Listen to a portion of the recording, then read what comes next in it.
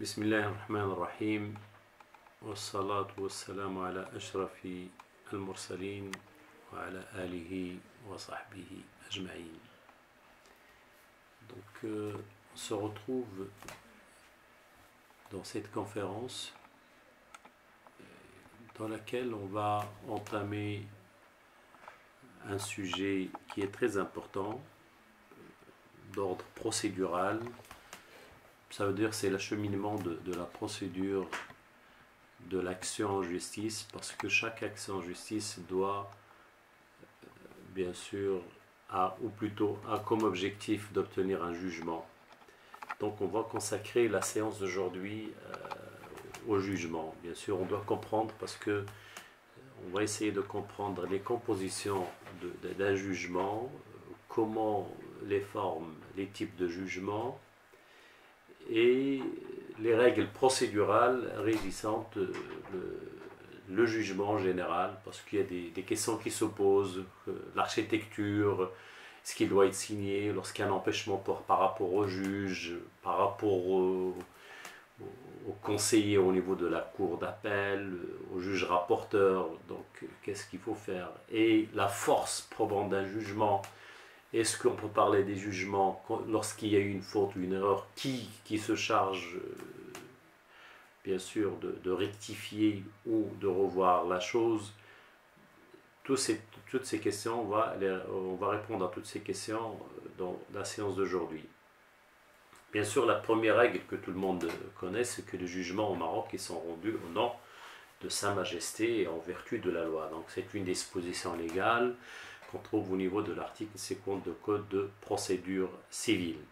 Donc il doit contenir, ou il contient obligatoirement l'indication de la juridiction dont elle émane.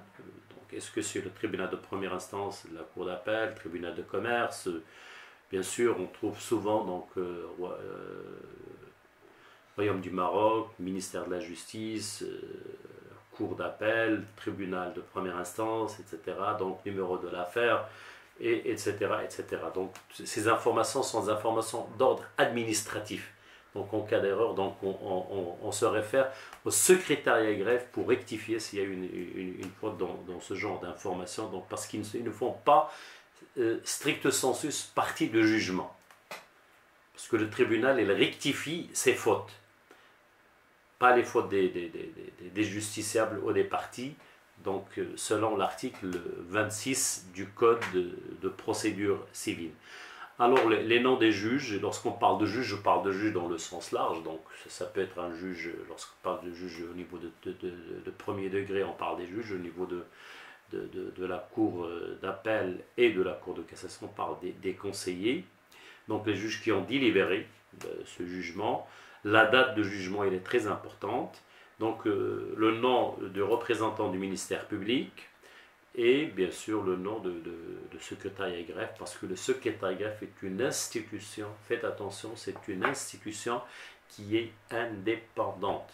Ça veut dire qu'il ne peut recevoir ni d'ordre de président, ni de qui que ce soit à l'audience.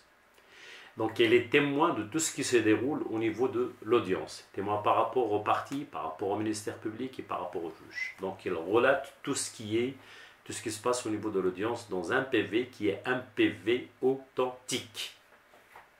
Donc on ne peut l'écarter que dans le cadre d'une procédure de foi en écriture publique. Même le juge ne peut pas intervenir par rapport à ce PV de l'audience qui est une force probante.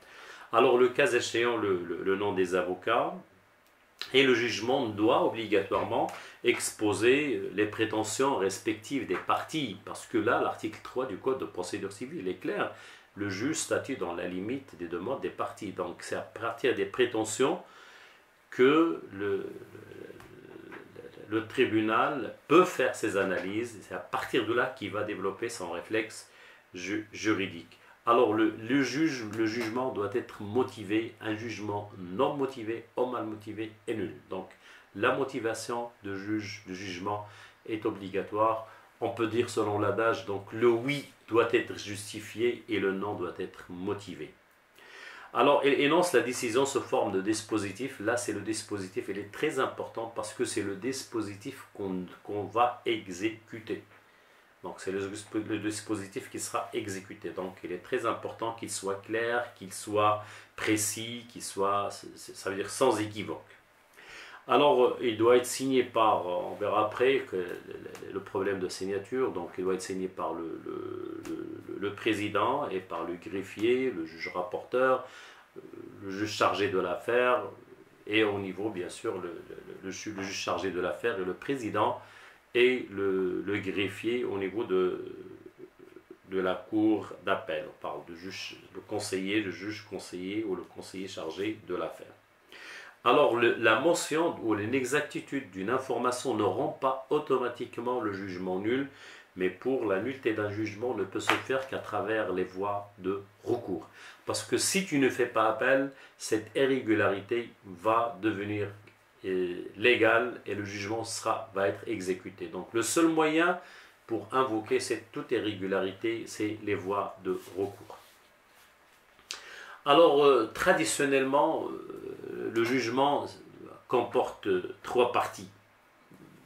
On a parlé de l'entête et du chapeau de jugement. Le plus souvent, donc, il est rédigé par le greffier sous le contrôle du juge. Il doit comprendre les mentions prévues, comme on a expliqué dans l'article 50 du Code de procédure civile. Alors, l'exposé du litige, c'est un exposé des faits, parce que les faits doivent être exposés sommairement, mais clairement, et ne pas dénaturer les faits, parce que les faits, ils mènent vers l'analyse et vers les attendus. Et les prétentions et les moyens des parties, sur les moyens de défense, les moyens invoqués par les parties qui contiennent des éléments, des faits et de droit soumis, pourquoi? Parce qu'ils sont soumis à l'analyse de juge et délimitant la matière du procès, parce que selon l'article 3 du Code de procédure civile, le juge statue dans la limite du demande des parties. Mais il n'est pas obligé de statuer en fonction des textes de loi demandés par les parties, parce que le juge statue en fonction de la loi, des règles de droit applicables aux faits tels qu'ils sont, bien sûr, présentés par les parties. Donc, il respecte les demandes, mais la loi, il doit bien sûr appliquer la loi qu'il faut appliquer. Alors, après l'exposé, on parle de la motivation. Donc, il énonce le raisonnement par lequel le juge se livre à l'analyse des faits. Donc, comment il a analysé les faits. Ça, c'est très important. Et leur qualification juridique, parce que la partie demanderesse et la partie défenderesse, ils ont le droit quand même de contester cette décision. Si le juge n'énonce pas ces qualifications juridiques, comment ils vont faire valoir leurs droits, et bien sûr par rapport aux voies de recours. Et l'appréciation des moyens d'épreuve, comment le juge a apprécié l'épreuve, et l'application des règles de droit utile aux solutions du litige et bien sûr à l'expression de cette solution. Alors la troisième partie, donc on a l'exposé du litige, ou les motifs, la motivation ou les attendus, le dispositif que représente la décision sur les différentes demandes. Donc là, dans le dispositif, on parle forme et fond. Alors là, on va essayer de donner quelques petites définitions qui sont très importantes par rapport à la hiérarchie d'un jugement. Lorsqu'on parle de la demande, c'est l'acte du procès par lequel le juge est saisi d'une prétention, la demande. Lorsqu'on dit le juge statue dans la limite de la demande, ça veut dire c'est l'acte du procès par lequel le juge est saisi par une prétention.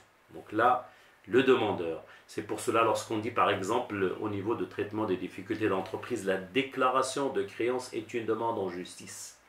Ça veut dire je demande 1 million de dirhams. Je déclare, je demande. Ça, c'est une demande. Mais lorsqu'on parle de la prétention, c'est l'objet de la demande. La prétention, c'est l'objet de la demande. Alors, la prétention, elle détermine à la fois l'objet du litige. Donc, la prétention, elle détermine l'objet du litige. Donc là, on se réfère toujours à l'article 3 du Code de procédure civile. Et ses limites et la saisine du juge. qui doit se prononcer sur tout ce qui est demandé et uniquement sur ce qui est demandé, parce que le juge ne peut pas aller au-delà de ce qui est demandé. Donc là, c'est une petite nuance à éviter entre la demande et les prétentions. Là, par rapport aux moyens, ça veut dire, il peut être défini comme l'énonciation par une partie d'un acte ou d'un texte ou par un raisonnement juridique. Parce que je demande à ce que je sois payé et je demande à ce que le paiement soit fait parce que je suis un créancier privilégié, mais je dois invoquer le moyen qui explique que ma créance est exigible. Donc là, c'est trois phases pour que je puisse bien sûr convaincre le juge. Et là au niveau des moyens, on peut distinguer donc des moyens de fond et des moyens de droit et aussi l'argument. Donc ça peut se baser sur le fond, sur le fait plutôt, comme je peux me baser sur le droit, comme je peux, au niveau des moyens, argumenter, bien sûr, pour convaincre le juge. Alors, par rapport à la motivation, pour motiver un jugement, donc c'est l'un des droits de la défense. C'est un des droits de la défense. Donc le jugement doit être motivé, il a une relation directe avec le droit de la défense parce qu'il protège, un, les justiciables, deux, il protège le juge, bien sûr, et bien sûr, il nous garantit le contrôle des juridictions supérieures lorsqu'il s'agit des questions de droit et pas de fait, et bien sûr, il contribue à la création de la jurisprudence. Alors, quelles sont les caractéristiques de la motivation? Ça veut dire, la motivation doit être intrinsèque à la décision. Ça, c'est très important. Donc, le juge ne peut valablement motiver ses décisions en utilisant des éléments extérieurs. Par exemple, ses connaissances personnelles. Donc, la motivation doit être intrinsèque à la décision.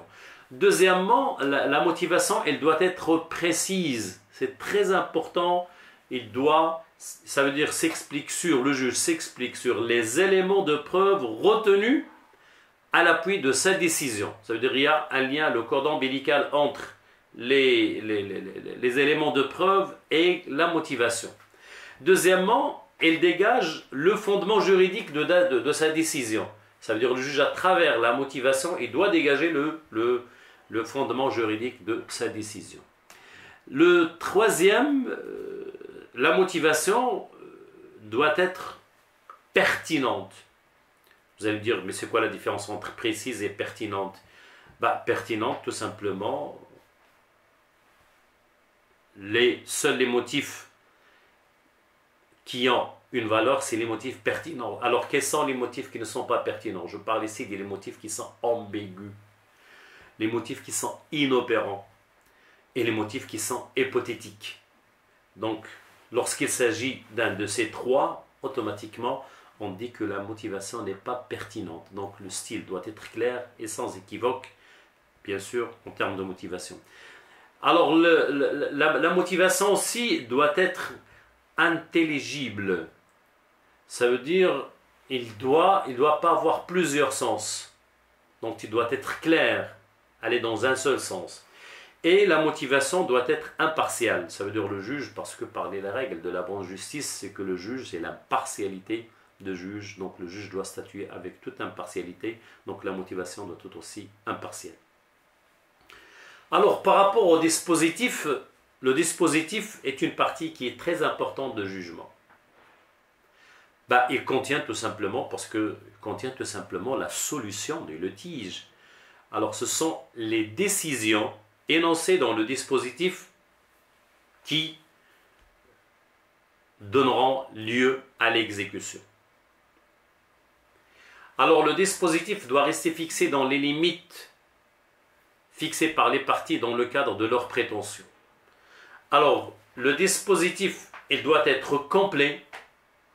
Ça veut dire, mais ça ne veut pas dire complet que le tribunal est obligé de statuer sur toutes les demandes. Je parle de complet en fonction de de dispositif. Parce que le juge, il peut négliger, même des fois, une demande des parties, on verra c'est quoi la solution après. Alors le dispositif doit être complet, il doit être précis, le dispositif doit être express, et le dispositif doit être, comme le cas des motivations, intelligible, ça veut dire il ne doit pas être en contradiction avec le contenu de la motivation. Ça veut dire lorsque on peut interpréter le motif ou le dispositif dans plusieurs sens, donc on parle là de contradiction, et lorsqu'il y a des contradictions, donc le dispositif n'est plus intelligible. Et le dispositif constitue, ça c'est très important, un titre exécutoire. C'est pour cela, en matière de jugement, vous avez tout simplement une copie de jugement lorsqu'il s'agit de l'exécution, parce que le dispositif constitue un titre exécutoire. Alors par rapport au prononcé de jugement, il y a des jugements qui sont délibérés, il y a des jugements sur siège. Alors on distingue entre deux sens de jugement. Donc il y a le jugement, lorsqu'on parle de jugement dans le sens large, c'est toutes les décisions rendues par les tribunaux.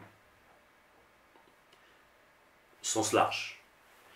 Et lorsqu'on parle de jugement au sens étroit, on entend le jugement et la décision qui émane des décisions, qui émanent des juridictions de premier degré, parce que cour d'appel et cour de cassation, on parle de l'arrêt. Bien sûr, on parle ici des décisions rendues en matière de justice contentieuse. Alors, il y a trois types de classification de jugement. Il y a première classification, il y a des jugements de juridiction et jugements de premier ressort ou en premier ressort. Il y a des jugements qui sont réputés être contradictoires et des jugements par défaut. Il y a des jugements définitifs et des jugements avant dire droit. Alors là, le jugement du premier ressort. Premier ressort, ça veut dire lorsqu'on parle de premier ressort, c'est des jugements en premier ressort sont susceptibles d'être attaqués devant une juridiction de second degré, mais il n'est pas susceptible d'exécution parce que l'appel a un effet suspensif et un effet dévolutif. Donc une fois qu'il y a l'appel, il suspend l'exécution. Bien sûr, à l'exception de quelques cas, donc lorsqu'on parle, on parle toujours des principes, il y a toujours des exceptions, parce qu'au niveau de traitement des difficultés d'entreprise, donc tous les jugements sont exécutoires de plein droit. Même l'appel ne suspend pas l'exécution. Mais pourquoi on suspend ici l'exécution dans la voie normale? Parce qu'il y a un risque que le jugement soit réformé lors de l'appel. Alors, soit le jugement rendu par le tribunal de première instance dans le litige, dans la valeur de litige déterminée, ou, bien sûr, est supérieur à 20 000 dirhams. On a déjà parlé de ça. Alors, le jugement en dernier ressort, donc, c'est les jugements en dernier ressort sont des jugements rendus sur le fond, en l'espèce, et qui n'est plus susceptible d'appel. Donc le jugement en dernier ressort sont des jugements rendus par le tribunal de première instance dans une affaire égale ou inférieure à 20 000 dirhams. Bien sûr, je ne parle pas de juge de proximité dans la limite du litige et de 5 000 dirhams, donc ces jugements ils ne sont pas attaquables par les voies de recours, mais ils sont susceptibles d'être annulés dans les cas, les 8 cas qu'on a déjà expliqué, 8 cas tels que par exemple le non-respect de la notification, lorsque le juge statue au-delà de ses attributions, lorsqu'il a statué malgré sa récusation, etc. etc. Alors, le jugement irrévocable, donc, c'est des jugements qui ne peuvent pas faire l'objet de voies de recours, donc on peut faire référence à ce qu'on vient de dire tout de suite. Alors le jugement définitif et le jugement avant dire droit. Donc le jugement définitif, c'est jugement sur... on peut parler de définitif, ça veut dire qu'il n'est plus de voie de recours, comme on peut parler d'un jugement sur le fond. Donc jugement sur le fond et le jugement avant dire droit. Donc définitif dans le sens définitif, ça veut dire là on fait référence au jugement, est-ce qu'il est doté de la force de la chose jugée ou de l'autorité de la chose jugée, et est-ce qu'il est définitif. Donc lorsqu'il est doté de l'autorité de la chose jugée, ça veut dire il peut faire objet des voies de recours. Lorsqu'il est doté de la force, ça veut dire qu'il n'est plus susceptible des voies de recours ordinaires. Mais lorsqu'il est définitif, lorsqu'il n'est plus susceptible d'aucune voie de recours. Mais là, le juge sur le fond, ça veut dire qu'il statue sur une question de fond. Mais les jugements avant dire droit, c'est les jugements qu'on a déjà vus en matière d'instruction, expertise. Ça veut dire le juge, il ne tranche pas sur le fond, mais il ordonne une mesure d'instruction qui est très intéressante par rapport à sa décision. Il y a des jugements mixtes. Par exemple, en matière d'accident de circulation, d'ailleurs de 1984, donc le juge doit statuer sur la responsabilité, mais en même temps sur les dommages et intérêts. Mais pour statuer sur ces dommages et intérêts, il a besoin d'une expertise. Mais pour éviter cette contradiction, souvent les juges, ils ajournent la décision sur la responsabilité jusqu'à ce qu'il reçoive le rapport d'expertise pour que si jamais il y a un appel, que les deux, ça veut dire que l'appel soit fait sur l'ensemble pour qu'il n'y ait pas de contradiction dans les deux. Alors le jugement contradictoire, là il faut faire attention. Lorsqu'on dit au niveau de procédure, la personne est notifiée légalement, ça veut dire qu'elle a été notifiée par une autre tierce personne. Mais lorsqu'on parle de la notification, il est notifié lui-même, ça veut dire que cette notification est produit ses effets par rapport à la personne. Parce que si la personne est notifiée lui-même et qu'il n'est pas assisté, et qu'il n'a pas assisté, donc le jugement est réputé contradictoire. Mais si il a été notifié, ça veut dire légalement, et qu'il n'a pas